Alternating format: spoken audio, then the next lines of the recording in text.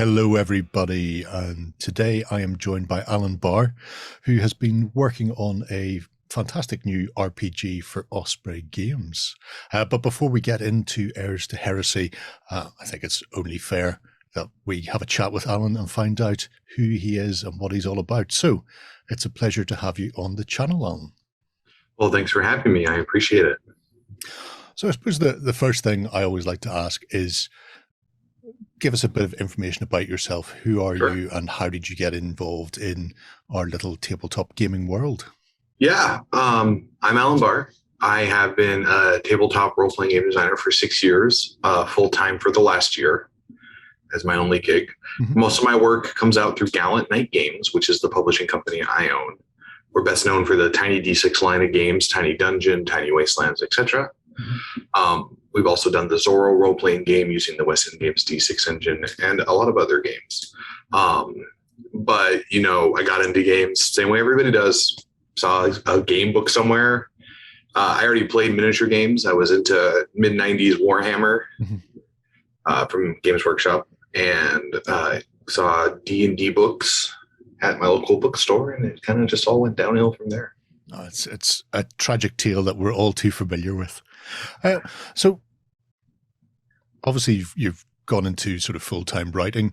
Was it a gradual thing? Did you start off doing scenarios and the like, or did you sort of at one point go, you know what, I've got a game that I think people would enjoy, and just sort of dove straight into it? So I used to do, back in the days of internet bulletin boards and forums, for those of you who don't know what those are, they were like Discord, but on a static web page. And back in the days when Wizards had a forum, I used to go on their design forum, and they would do like class of the month design, like design a character or whatever, right? Mm-hmm. And I used to do a lot of those, and I was in middle school, high school, and they were so bad. They were awful. I'm glad I don't have any records of them, frankly. I would be embarrassed. Say that. There will be records on the internet somewhere. I hope not. And it's kind of just from there, it spiraled into, I started playing a lot of role-playing games. I kept doing these design contests, open submissions, things like that. And, you know, one day it just kind of turned into a job. I had a friend who asked for help making a role-playing game for their comic. Mm-hmm. So I said, I can do that with no amount of oversized ego. That I should have walked that back, but I didn't. And so we made a role-playing game, and Planet Mercenary, we released it, and I kind of just said, this is great. I like this. I'm going to keep doing it. Fantastic.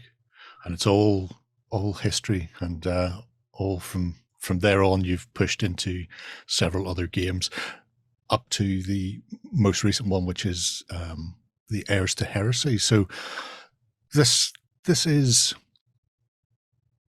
historically parallel, I'm going to say, because it could be run as a pure historical RPG, but there is enough in there that you can go straight in and explore the more fantastical side, I suppose, of the history and mythology. Yeah. And it revolves around the Knights Templar. So do you want to give us a bit of background as to why you went for this particular? Yeah, so I've had this idea in my head for quite a while. Some of the early games I ran were focused on a pseudo Knight Templar style stories. Mm-hmm. I have shelves of books it was the thing I studied in college, etc. And, you know, I always had this idea, and I was never going to make it. I kind of just ended up feeling like I'd never do it. And luckily one day I had seen Osprey was starting to get into role-playing games, and I just tweeted at them that if they needed any historically themed Templar games, they should hit me up because I had an idea. And I woke up the next day to a message from Osprey asking for a pitch. And, you know, after running around the house frantically, realizing how unprepared I was for such a thing, I whipped a pitch together, and they liked it enough that they said, let's do it. And so this idea that I had in my head and all these books I read finally became useful after, 15, 20 years of just sitting on it. And I was able to turn out Heirs to Heresy. So for people who are wondering what it is or what it's about, it starts with the downfall of the Knights Templar. So they have drifted into myth in our own time anyway.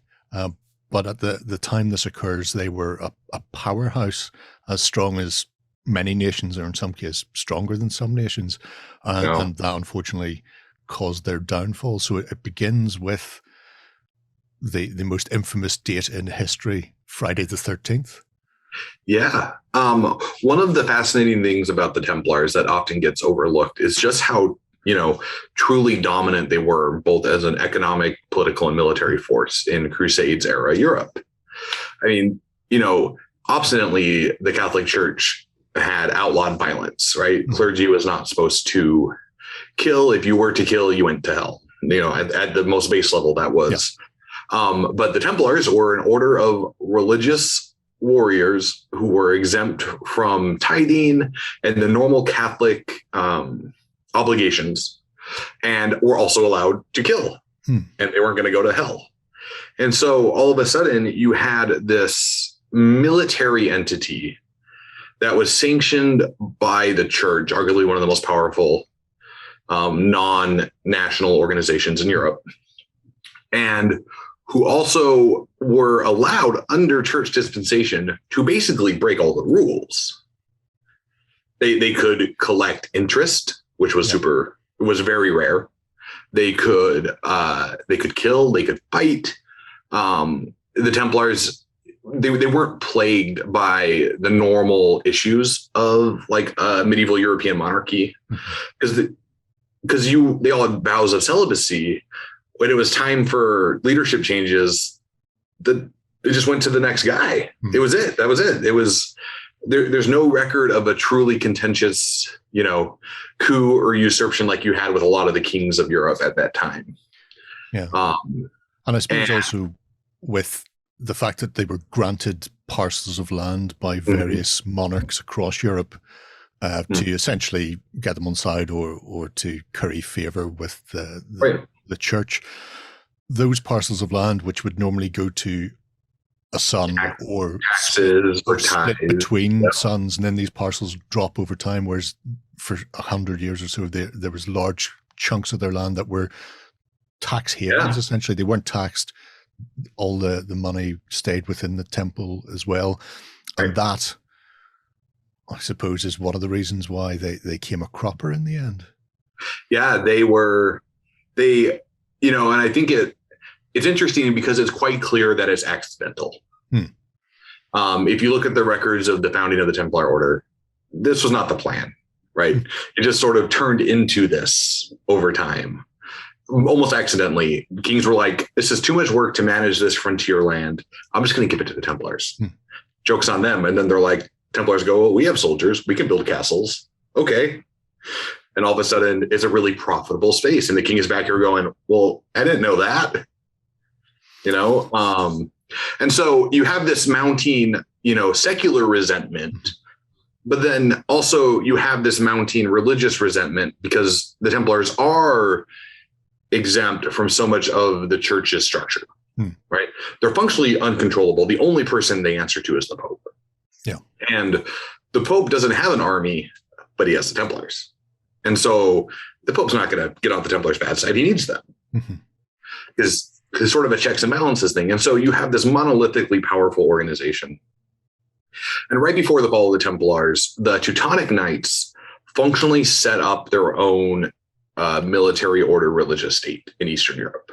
Yeah. They basically invade really Western Russia, Ukraine area, and they kind of set up their own state.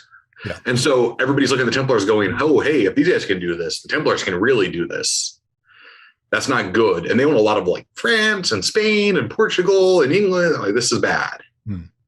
And then, so you have this day, October 13th, Friday the 13th, one of the many mythical origins for the Friday the 13th bad luck sign we have, where King Philip has coerced the Pope into declaring the Templars heretics secretly.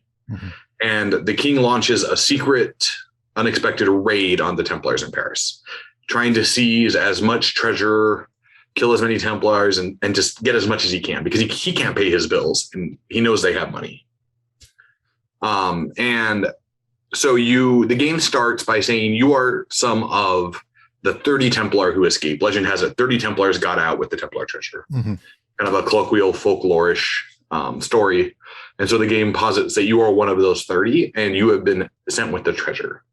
And what the treasure is what determines how the game goes. Mm-hmm. Is the treasure just gold? Great. Is it the mystical writings of King Solomon that unlock Gnostic magic? Well, that's going to change the tone of your campaign. Yeah. And so the game sort of says this is the seed, and you get to build from there.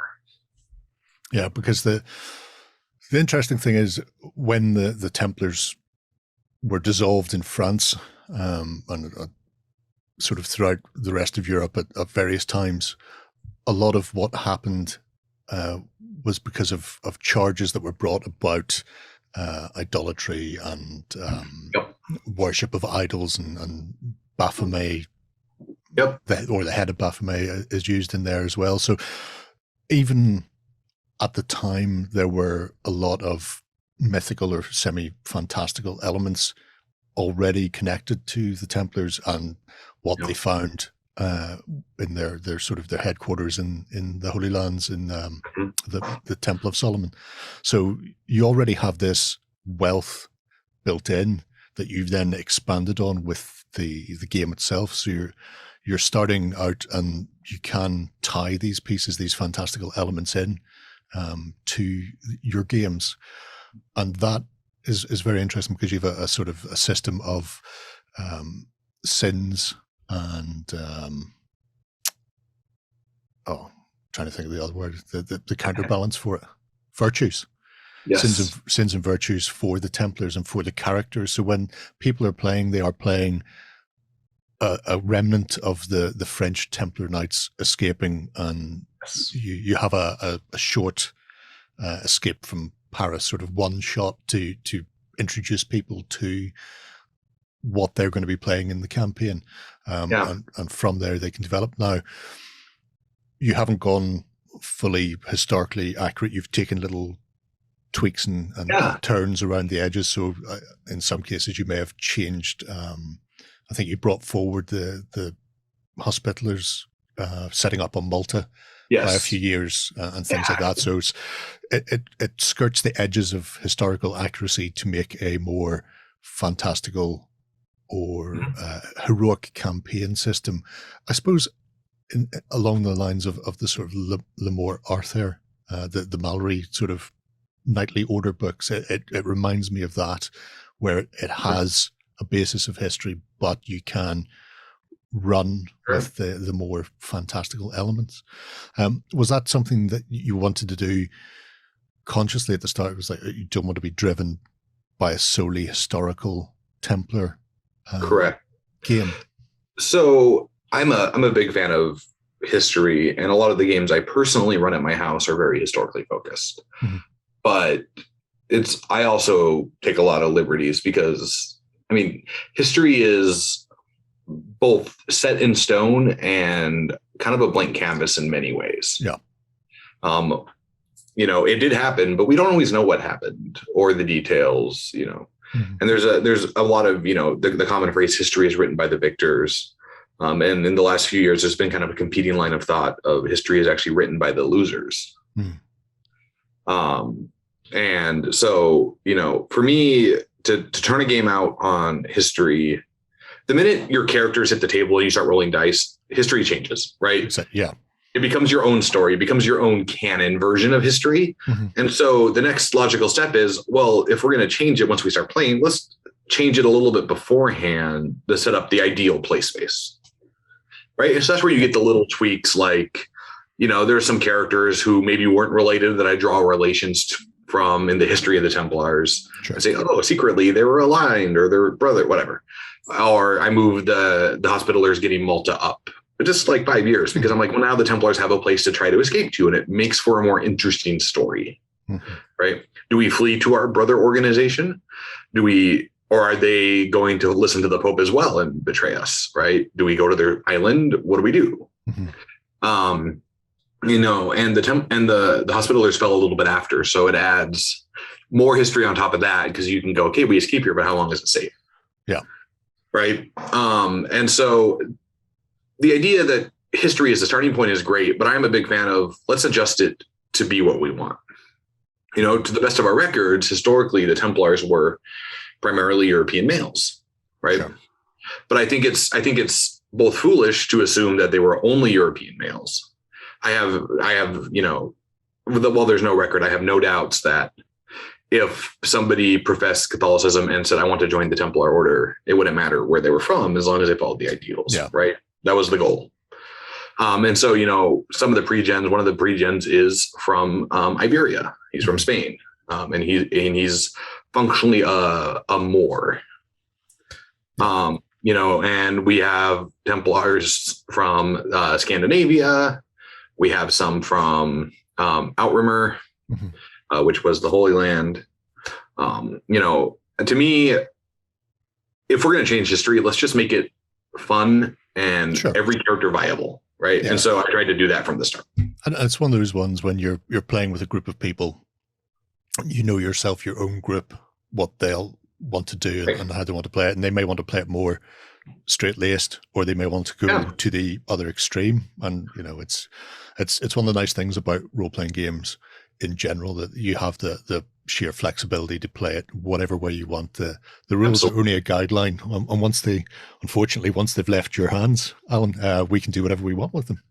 Yeah, I have no illusions that what I wrote on that page is not going to last with contact. But speaking of some of the stuff you wrote on the page, before we get a bit sidetracked, absolutely, the mechanics. So it's a kind of a D10 system, or rather 2D10 system. It's a 2D10 system, yeah. And it follows a similar sort of skill, attribute and ability sort of style. So sort of leaving the mechanical part aside, there were some interesting concepts that I seen coming through regarding the faith of the characters, because at the end of the day, however the people choose to play them, their faith was integral to the Templar Order.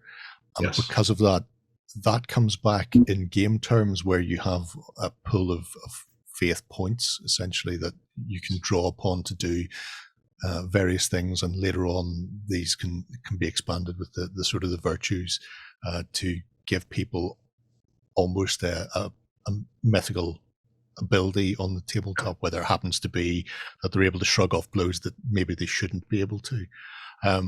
What was that a way of bringing in the sort of the magical or more fantastical side without making it overpowered, and still having the players play Templars rather than just we're playing magical knights, because they have to make conscious decisions to do things like not rob the poor. Just because you're hungry and starving, you should not be punching down. And that, I think, pulls people back to playing in a way that is more realistic or reminiscent of what the Templars should be. Yeah, when I was putting all the mechanics on paper and we were playtesting, one of my design goals, and I try to do this in all my work, is every rule in the game should point to the end result and goal of the game. And in the case of this game, is to make you feel like a Knight Templar in medieval Europe on the run, right? Yeah. So every rule I've written is designed to support that particular piece of fiction.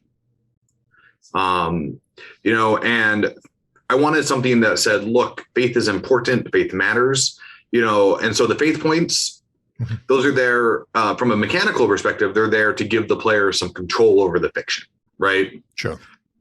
Because if you just take all the power out of the hands of the players, it's not fun. They're a resource management tool to add some joy to the game, because I enjoy resource management when I play games. I want to make decisions that feel impactful, and faith points are that. The sins are there to help guide role playing, because there are some core tenets of being a Knight Templar that you need to role play, and the sins are kind of that gentle reminder of these are the rules of being a Templar, right? They're to encourage the narrative and remind you of how it should play out. Sure. In certain very limited terms. Obviously, most of your character agencies are there, but this is, as a Templar, these are the 4 or 5 hard and fast. We don't do this kind of thing, and when we do this is bad. And so it's all of that. Faith points actually also cover your advancement. They limit your experience. So the weaker your faith, the harder it is to advance as a Templar. And, that's a subtle little thing I tried to include to say, this isn't just like some dump stat or some hero point stat. This is integral to who we are as Templars. Yeah. Yeah. It's a way of keeping it from not becoming the charisma of a stat where everybody goes, I've got to have one that's low. It's going to be charisma because unless you're the bard or the warlock or sorcerer, right? You don't care. And I wanted to avoid that. Between that and the aiding another player, I really like that as well, because there's the little part in the book that says, people who aid you are going to give you bonuses, whether it's an advantage to the dice roll or just a number bonus. And there's a little sub box that says, well, doesn't this mean that you should always be aiding the other party members? And it's like, yes. That is exactly what you should be doing. You are the last remnants of the Templar Order in France. You're fleeing together, you're friends. Why would you not be aiding? If you can aid all the time, definitely aid all the time. And I like that. It reinforces the idea that they were a cohesive force, and more than that, potentially they're your only chance of escaping to some form of exile, and hopefully I was going to say retribution, but retribution should not be taken. But some form of succor beyond the borders of France. Yes. So there's the overall goal is your character should feel like a cut above. This is a heroic story. And while the game engine takes a lot of notes from classic adventure role playing from the 70s and 80s, that old school adventure role playing vibe. There's a lot of modern narrative in there. And one of those narrative tools is putting experience point growth in the hands of the players, right? And aiding is one way to do that. And the reason I wanted to stress this aiding mechanic is that, against the average Joe, you're a Templar. You got the best gear, you got the best training. Like a mob of peasants, they don't want to bite you, right? They're gonna stay away as long as they can. Yeah. Because you're gonna kill a lot of them on the way, right? And so but you are literally 30 people against the world. Any good Catholic is going to deny you aid. They're going to deny you any help. You're going to be hunted by everything. And you might not, and you, at the start of the game, you don't even know what the treasure is, right? You're just carrying something, and all your people you've known and you trained with are dead or captured, and your home is burning in Paris. What are you going to do? And so like you said, the idea of we are the last of our fellowship. We need to make sure everybody gets through. I really wanted that almost Band of Brothers vibe, that don't leave somebody behind kind of feeling, and that's one reason the game says, if you go through 30 characters, okay, that's kind of that, right? Yeah. And it's hard to go through 30 characters. Your GM would be running a hell of a lethal game at that juncture, because that would not be easy. But I guess it could happen. Yeah, well, it certainly is with some of my player characters, but that's not always down to the GM. That's just down to some fantastic dice rolling on my own behalf.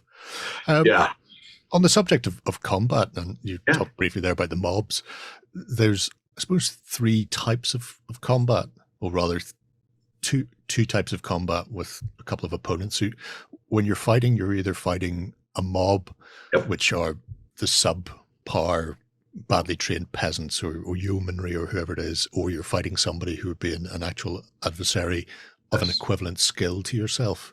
And that's the sort of the one-on-one personal combat that you would expect in most role-playing games.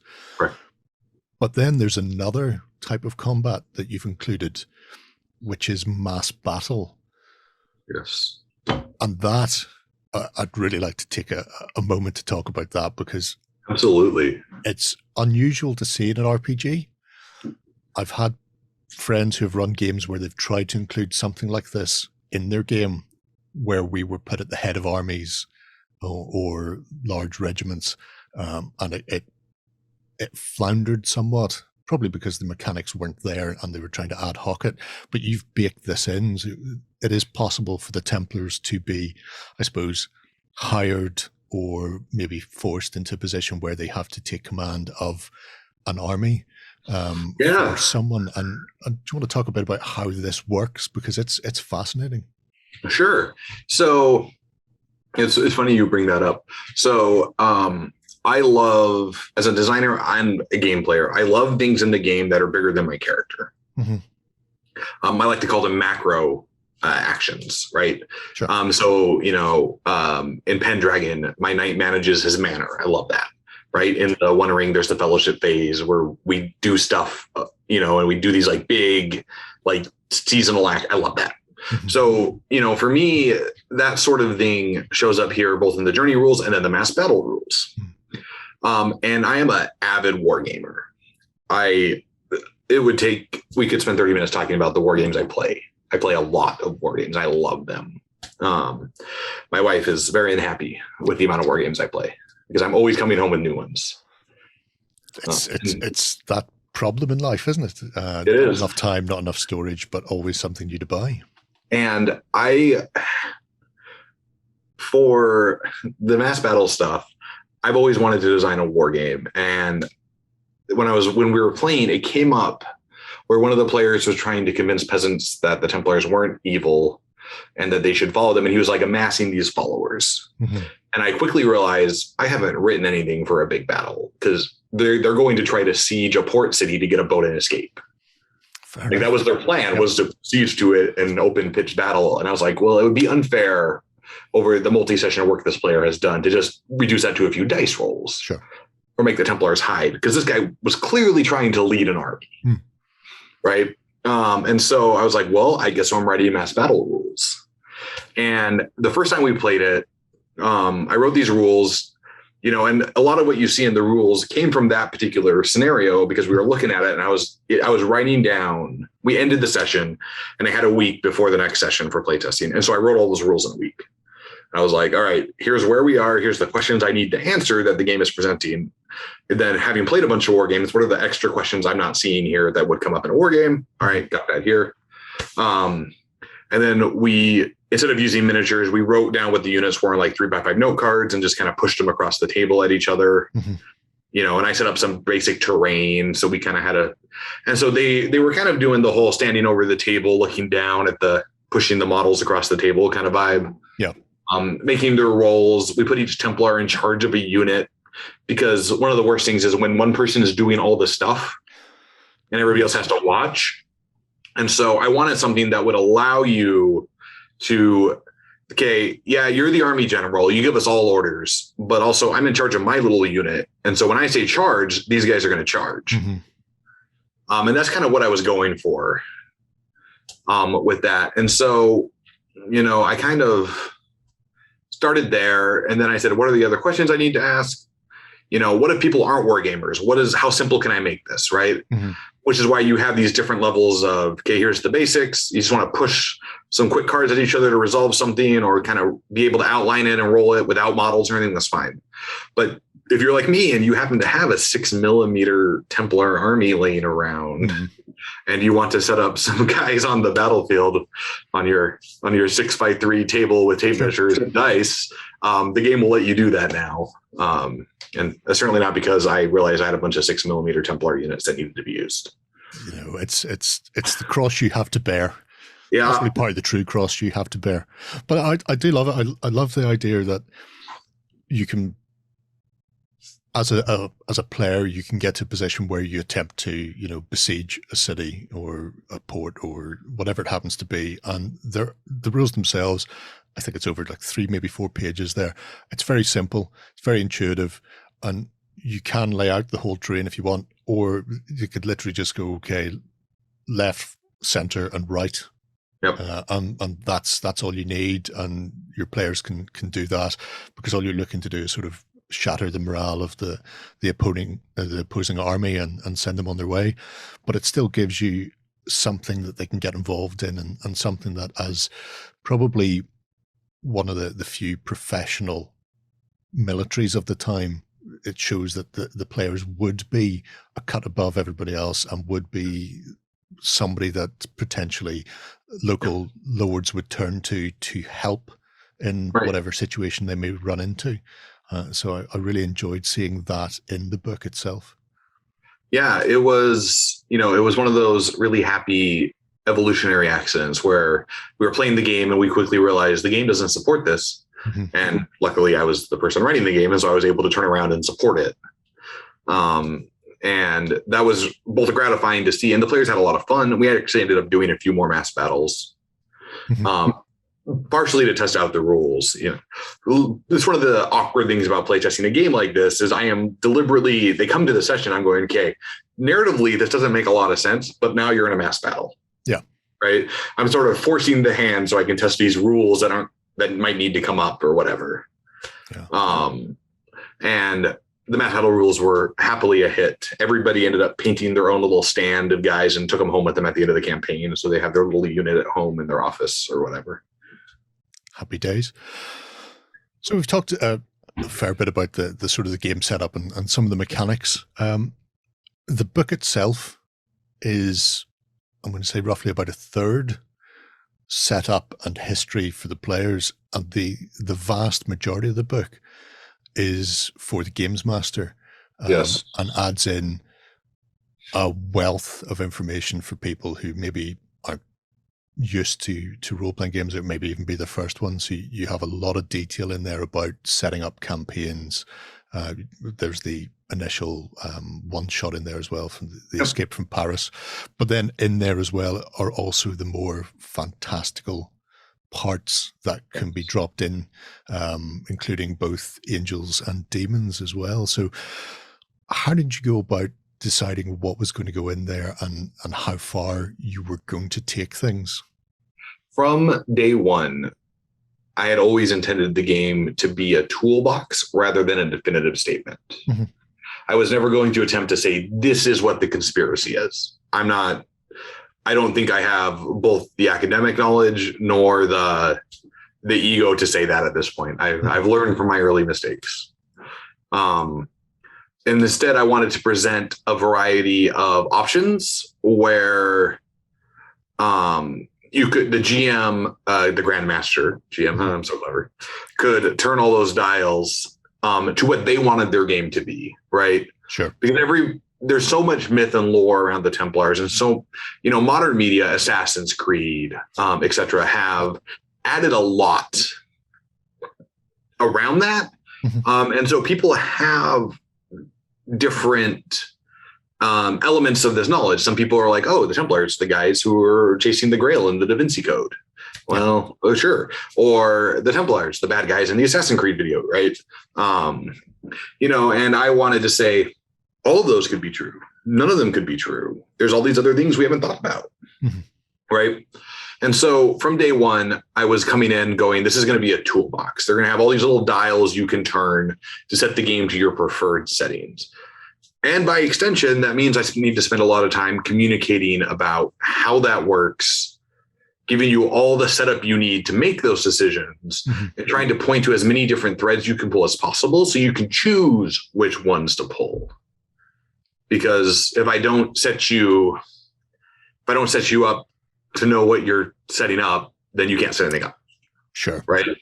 And so it's one of those, it's a really big departure in a lot of ways, mm-hmm. from my normal style of game development. I'm very much play it at the table and let it emerge from there. And here I'm coming in saying, here's all this stuff. Right. And, I really am happy with how it came out. And I think it does a good job of saying, here's a lot of the potential, but it's on you to determine what that means for your game, because everybody's game is going to be different. Yeah, I think that's definitely true. And the way people will approach it, like you say, a lot of it may come down to pop culture. Maybe they've read or seen the Da Vinci Code, or they've played the Assassin's Creed games and they think, oh, well, that's how I want my games to play out in the tabletop. Right. There's even a set at the end of, it's not suggested reading, but it's some of the things that you read when you were putting together. So having a bibliography and a reference there, and people can go and have a look at things like the Da Vinci Code or the Holy Blood and Holy Grail, which I have sitting next door. I remember picking that up in my youth. Is good as well, because it may open up or give people ideas for other things, especially the Holy Blood and Holy Grail, because it ties into the Cathar Crusades as well in France. Which is I mean, that just meshes together, and there could be a whole campaign based around just that. And whether that's true or not is probably not, mind you, based on some documentaries I've seen, but it's definitely, there's a wealth of information in those books for people to explore their own take on the Heirs to Heresy beyond what you've given in there.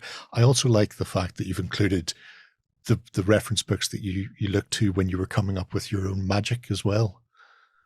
So the things like the Magical Treatise of Solomon and the Key of Solomon, some books I've heard of but never have in my life have gone near.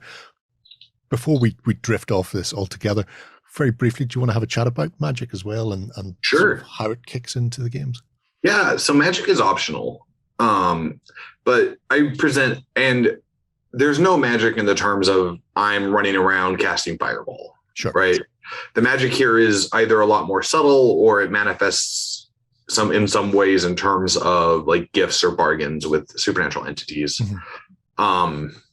Though there is some actual magic, but again, it's going to be that more Gnostic, hours-long ritual kind of magic. So, in my head, in my design space, I present three types of magic, really. I present the martial combat abilities Templars can get, which, I view as sort of a supernatural magic for combat. We present pacts with angels and demons, which give you benefits and blessings when you make those deals. And we present all of the angels from Ars Goetia, which I think is like 7, or all the demons, which is like 70 something demons, and each one has a different pact. Yeah, that was a lot to write. And then we present pacts with the archangels. We present blessings from various saints, which that was a lot of research to figure out what saint was a saint in 1307 and which weren't. There were a lot more saints in 1307 than I would have thought, by the way. I think it was much easier to become a saint back then. Yeah. I didn't grow up Catholic. I'm not Catholic. So for me, it was a lot of learning as I was like, I know some of these names. And then there's also, we present them as like mysteries of Solomon. Yeah. And they are the hours long ritual spells you can do. And there's different circles of magic that you can attain, kind of in that Gnostic Freemasonry vibe we're going for there. I have to say, I'm a fan of the Templars. I've not studied massively in depth, but I've looked at both the Crusades and the Templars and their formation in detail over the years, and I really loved what this RPG has put together, from both the historical grounding and then weaving in the mythology that has developed over time with them to lend a very interesting premise of a game, and at the same time something that can be massively explored by the players depending on how they choose to go about dealing with it. So it's great to see this sort of I suppose area being tackled as an RPG. It's should be a fun game for a lot of people, and if they're not already au fait with the Templars and how they behaved, there's a lot to dig into there as well. So it's worth examining and getting involved and having a look through it. I think that what you've done is a really meaty piece of work for, I was going to say a relatively small book, but it's still nearly 200 pages. So it's a chunky piece of work in and of itself. Well, thank you. If people are looking to find out more about your work or what you're working on at the moment, you've got your own website, and is that the best place to go and find out what's happening? Yeah, my website is sporadically updated. I'm actually a lot more active on my public Twitter at Alan, ALAN, Bahr, BAHR. But alanbahr.net also has links to my social media from there, so you can jump off alanbahr.net to get going. I do a lot of posting homebrew design for the various games I develop or sell. I'm sure some Heirs stuff will pop up at some point on here. And then also Gallant Knight Games is your where you publish your other games through then? Yep, that's the company I own with my wife, and that's the majority of what we do. Okay, so there you have it, folks. If you're interested in looking at Gallant Knight Games and Alan's other work, you can find it there. If you're interested in getting involved with the Templars and their escape from France, then check out Heirs To Heresy. It's an awful lot of fun, and I think you'll get, well, I was going to say hours, but let's face it, it's RPGs, so weeks, months, years of fun out of it as well. If you've any questions, pop them below and I'll pass them across to Alan and do our best to get you an answer. Until next time, thank you very much. Bye-bye. Go ahead and check out our other content on screen now. And while you're at it, why not hit subscribe and remember to ding our dong. Go on, you know you want to click it. Go on.